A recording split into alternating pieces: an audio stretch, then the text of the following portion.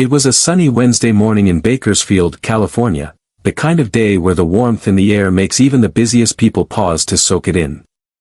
But for Officer Kyle Bradshaw, this wasn't just another day. This was his day. His shot at proving himself.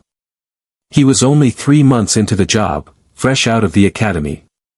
His uniform still had that stiff, new fabric feel, and the shine on his badge could catch the sun like a mirror. Kyle carried himself like he already had a decade under his belt. His fellow officers had heard him brag just a week before. "I'm gonna be the best cop this city's ever seen." But enthusiasm without experience can be a dangerous mix. And that day, his confidence leaned into arrogance. Just after 10 a.m., Kyle pulled over a middle-aged black man for what he claimed was a rolling stop at a red light. The man, calm but visibly annoyed, handed over his license and registration without protest. "I didn't run it," he said matter-of-factly, polite but firm. To Kyle, that tone was a challenge. "Doesn't matter what you think you did," Kyle shot back. "I saw it. Sit tight." He wrote the ticket with exaggerated flair, like it was a performance. As he handed it over, the man spoke quietly. "I'll be fighting this in court." Kyle smirked. "Good luck with that." "It's not about luck," the man said as he rolled up his window. "It's about the law." Those words followed Kyle longer than he expected. 2 weeks later, Kyle stood in the marble-floored lobby of the Bakersfield Municipal Court, nerves dressed up as swagger. His palms were clammy, but he told himself this was routine. "Just another day," he whispered. He'd never been challenged before. He was the one who enforced the law, not the one being questioned. But that day, he'd testify against the man he ticketed, Elijah Carter. What Kyle didn't know was that this wasn't just another day. And Judge Lorraine Harper wasn't just another judge. The courtroom buzzed with quiet activity. Lawyers whispering, papers shuffling, seats creaking. But at the center of it all sat Judge Harper. She wore the black robe like it was made for her. Her hair, streaked with silver, framed a face that radiated calm power. She didn't have to raise her voice or pound her gavel. Respect followed her like a shadow. Kyle eyed her from the bench. Not with admiration, but calculation. "She doesn't look so tough," he muttered to the city attorney beside him. The attorney didn't respond, just gave Kyle a look that said, "You're in way over your head." "All rise." Everyone stood as Judge Harper entered. She adjusted her glasses, scanning the courtroom like she was reading every soul. When her eyes landed on Kyle, he straightened his back, determined to look unshaken. The case began. Mr. Carter's tone was calm, respectful. "I slowed at the light. I may not have come to a complete stop, but I wasn't reckless. I don't believe the situation warranted a ticket." Kyle leaned forward, voice unwavering. "Your Honor, the law clearly states a full stop is required before turning at a red light. I witnessed the violation. There's no gray area here." Judge Harper held up her hand. "Officer Bradshaw," she said, calm but firm, "you'll have your chance. Let Mr. Carter finish." Kyle clenched his jaw but obeyed. Her command, soft as it was, carried weight. Then it was his turn. Kyle stepped forward, confident, maybe too confident. He recited the incident like he was reading from a textbook. But when he finished, the judge paused, tapping her pen. "Officer Bradshaw, are you familiar with California Vehicle Code Section 21453? Kyle blinked. Yes, Your Honor." "Then please, explain it." He hesitated. Fumbled. "It requires a driver to stop at a red light before proceeding." "And under what circumstances might a rolling stop be considered reasonable?" Kyle flushed. "I don't believe it ever is, Your Honor." She leaned forward, expression neutral. "Interesting. Because the law does allow for context, road conditions, visibility, traffic flow. Did you take any of those into account? I didn't see anything that would justify it. Did you review Mr. Carter's driving history? Consider whether he posed a risk to others. I assessed what I saw, Kyle said quietly. Judge Harper leaned back, pen still tapping. Officer Bradshaw, the law isn't a sword, it's a compass. You've sworn an oath to uphold it. That means understanding it fully, not enforcing it rigidly. Kyle's composure was cracking. The courtroom was silent. Every eye on him. With all due respect, Your Honor, he said, voice tense, if we start bending rules, where does it stop? People need to follow the law. She didn't miss a beat. And you've never bent a rule. Never sped without lights. Parked where you shouldn't have. Kyle said nothing. The silence was louder than any answer. We are all human, officer, Judge Harper continued. The law isn't meant to punish every minor misstep. It's meant to protect. When you forget that, you don't serve justice. You undermine it. Kyle looked down. His shoulders, once squared in pride, sagged. You're young, she said, voice softer. You're eager. But eagerness without wisdom can be dangerous. Officers like you hold the power to either build trust or break it. He wanted to argue. But the truth was already written across his face. Do you understand why I'm addressing this so directly? Kyle looked up, hesitant.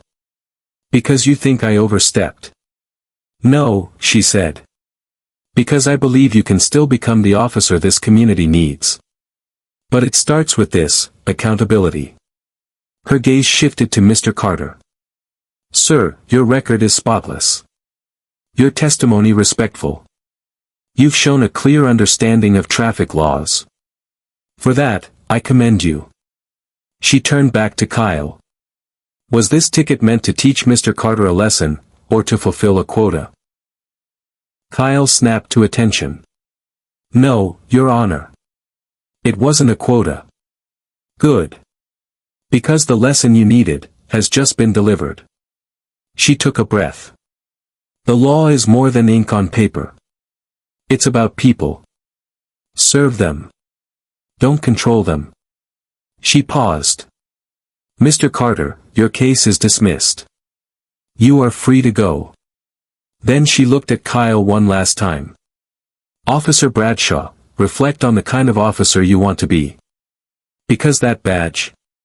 It's not a symbol of power. It's a promise, one that must be kept with fairness, humility, and integrity. If you can't do that, you're not ready for this job.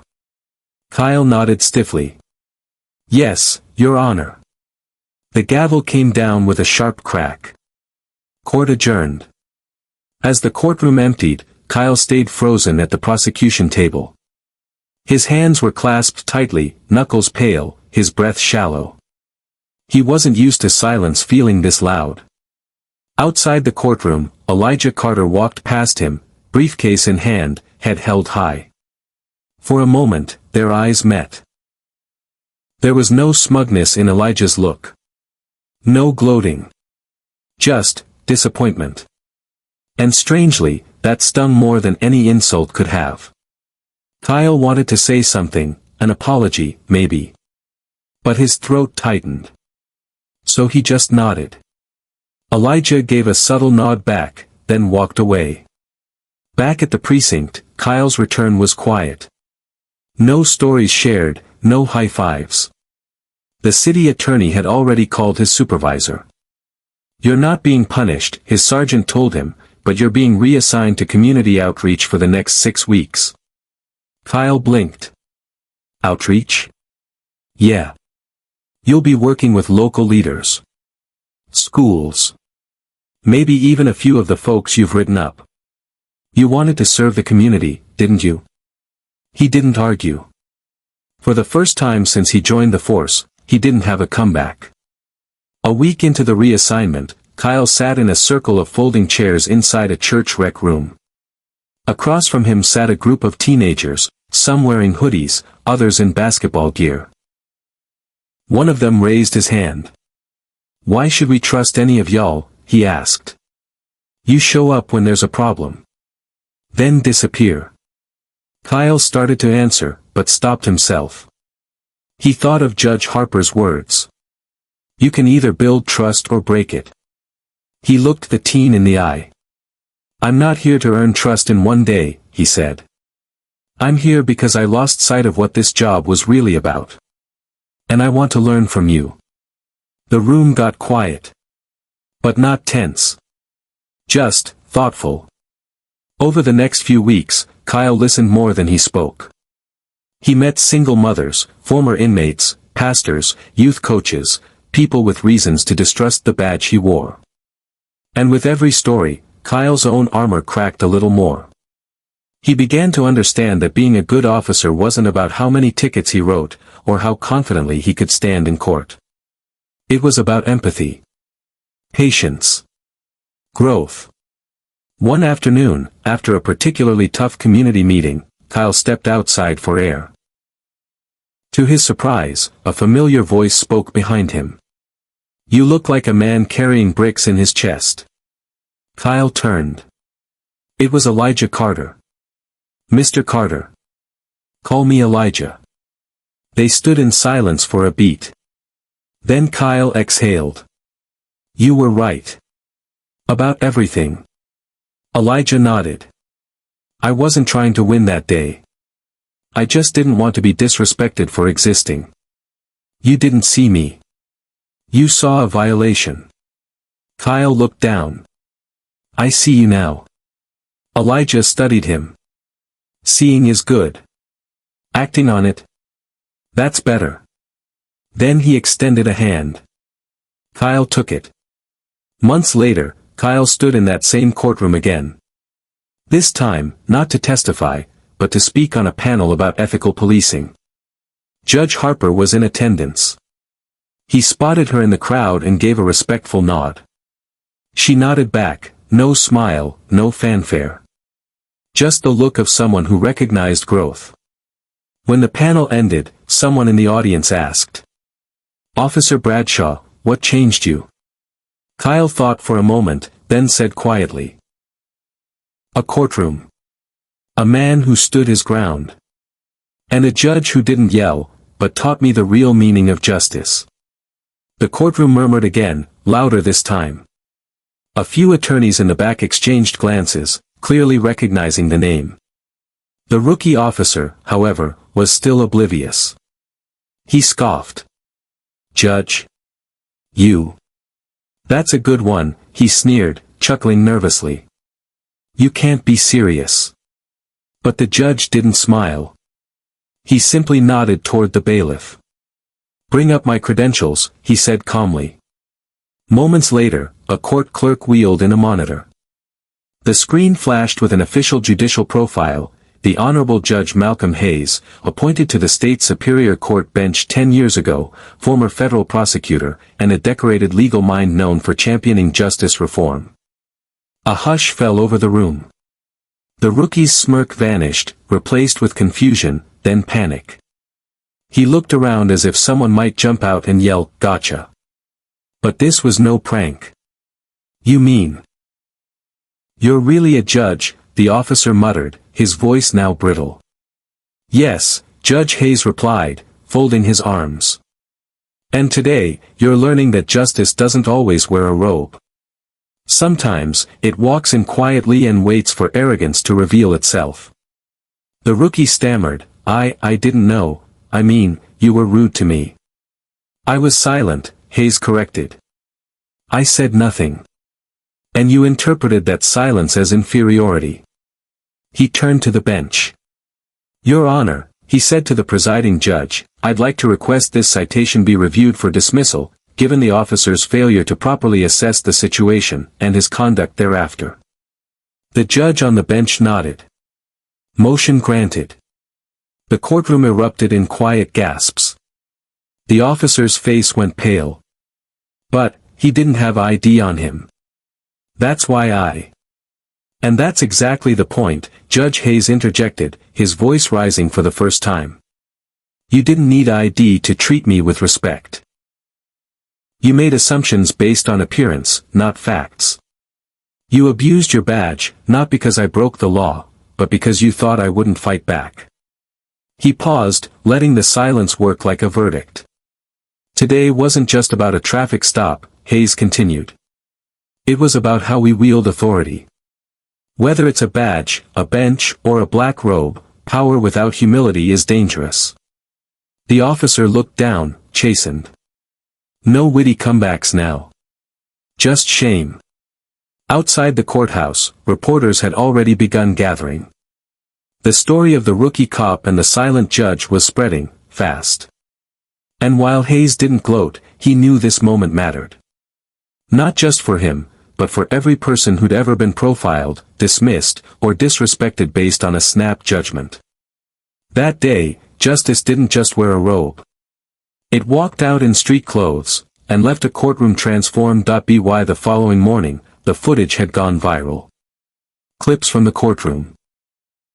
Judge Hayes calmly revealing his identity, the rookie's stunned expression, and the presiding judge's ruling, circulated on every major news outlet and social platform. Hashtags like #SilentJudge, #BadgeNBias, and #JusticeWalks2 trended worldwide. Talk shows debated the incident. Some commentators praised Judge Hayes for his restraint and wisdom. Others called for urgent reforms in law enforcement training, citing the rookie's behavior as a symptom of a larger, systemic issue, how authority is too often coupled with arrogance, and how respect is distributed based on assumptions rather than facts. The police department was quick to respond. The rookie, Officer Kevin Price, was placed on administrative leave pending an internal investigation. Bodycam footage matched Judge Hayes' account exactly. No threats, no aggression, just silence. And for some, that silence had been deafening. Protests didn't erupt, but something quieter, more powerful took place: reflection. City leaders held town halls. Community members shared stories. And a surprising development came from within the department itself. Veteran officers began speaking up. One, Sergeant Maria Trent, publicly stated, "We tell rookies to respect the badge. What we don't say enough is, respect the people, too. Or one day, you'll pull over the very person who signs the laws you claim to uphold." Meanwhile, Officer Price kept a low profile. He didn't speak to the press. But he watched the coverage. Read the comments. And with each new headline, the weight of his mistake sank deeper. For days, he couldn't sleep. But then, something changed. He showed up, unannounced, at the local courthouse. He asked to see Judge Hayes. At first, the judge declined. But then, after 3 separate attempts, he agreed. In chambers, the atmosphere was tense. Officer Price didn't wear his uniform this time. Just a plain shirt and jeans. And his face, once smug and sure, was now hollowed by humility. "I came to apologize," he said quietly. "Not just because you were a judge. But because I've been wrong about a lot." Hayes didn't interrupt. He simply listened. "I thought the badge gave me clarity. Like, I'd know who was dangerous and who wasn't. But that day, when you didn't speak, I filled in the silence with assumptions. And they were ugly ones." He looked up. "I don't expect forgiveness.